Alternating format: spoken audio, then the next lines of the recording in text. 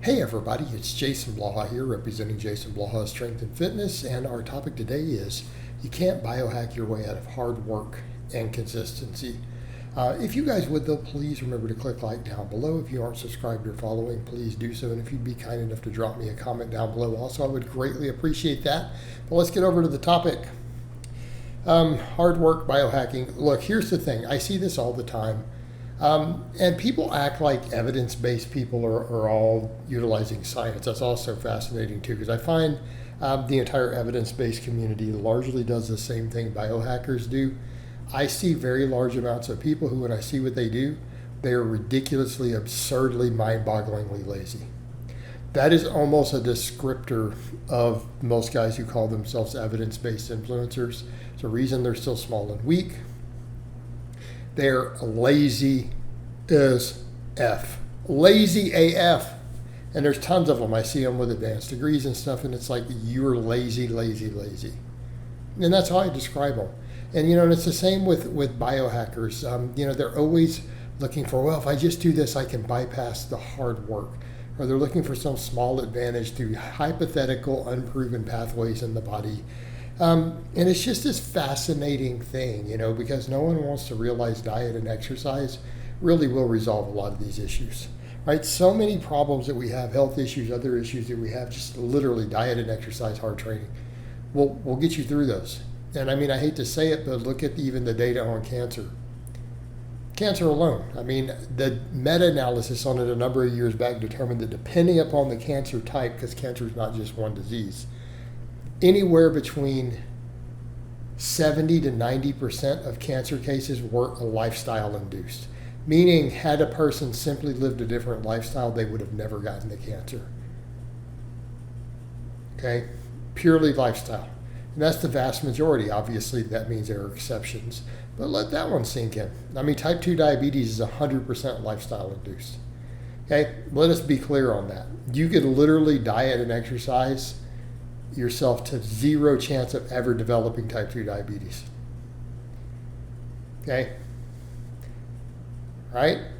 In fact, if highly refined foods didn't exist, there wouldn't be a single case of type 2 diabetes anywhere in the world.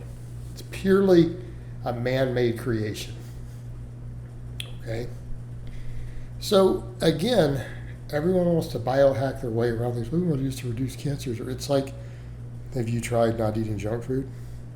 Cutting out all the recreational drugs and alcohol, lifting weights, doing cardio. Have you tried that? Why don't you do that?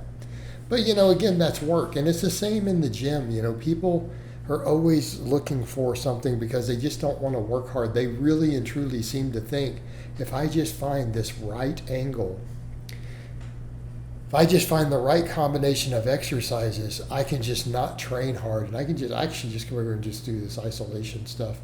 And not lift heavy, not progressively overload, not take any sets close to failure, and it'll be fine. It's not how it works. Literally, the only biohack in that case is going to work is drugs, more and more and more drugs.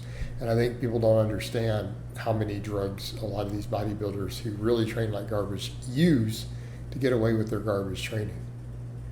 Okay. Again, I think people would be shocked. It's not just, oh, they use a few steroids. Yeah, no. Ridiculous amounts sometimes. Like your mind would be blown how many times a week they're injecting themselves and how many pills they're consuming. So just keep that in context when you're thinking of that. When people will say, well, you could biohack with drugs. Like when you start doing the math and you realize that there are bodybuilders who you're thinking of, oh yeah, well, he's clearly on some roids. Might do upwards of 50 to 100 injections a week of different substances, subcutaneous, intermuscular. Okay. Yes, and I said what I said. I'd notice I didn't say 5, I said 50 to 100 in some cases. 50 to 100 shots a week, injections, okay? Or pincushion. So, plus whatever, pills and other stuff. So yeah, sure, that can biohack to certain looks and results. But it's still at what cost? Destroys their health, the side effects, everything else. But everyone acts like if they just, I'm just going to find this biohack and I'm going to just lose body fat, or this right stuff, I'm just going to gain muscle. that I'm going to do this stuff and I'm just going to find the easy way around it. And I'm sorry, there's no easy way around it. Sorry guys, you're not just going to do some pump work on some machines and ever build the muscle and strength and everything else that people are going to get doing weighted dips and weighted pull-ups and bench presses and squats and deadlifts and all that stuff, you know, right? You're never going to replicate that with what you're doing. You're never going to. But honestly, you know, people act like that they're going to do it, or they're just going to find this magic trick. If I just have this zone, find the right zone of my cardio, it's going to fix all these problems. No, guys, you're going to have to work hard. You're literally going to have to work hard. And you're not going to biohack your way through this stuff. The same thing with diet, right? Oh, if I just take the right vitamin or supplement or this whatever extract, I can not eat a clean diet and get the same results. No, you're not going to be as healthy. You're not going to be as fit. You're not going to recover from stuff as well. Yes, okay, maybe you do certain stuff, you might get lean, but you're still not going to be optimal. You're not going to perform optimally. You're still not going to be healthy. Okay? People forget this stuff and they act like that they're just going to do that. But the reality is most people are never going to get the fitness results, the health results, anything they want if they're not willing to just dig in and do some work. And you're not going to just find a hack around that. You're not just going to find a supplement or some combination of supplements or just the right movement. If I just find this right exact cable exercise, I cannot do a bunch of heavy weighted dips and bench presses. Now, I'm sorry guys, it is not going to work. Has never worked, it will never work. And the only people who pull that stuff off, it seems like it's working, it's just lots and lots and lots of steroids and anabolic drugs. Okay? If their training is lazy like that, plus genetics on top of it.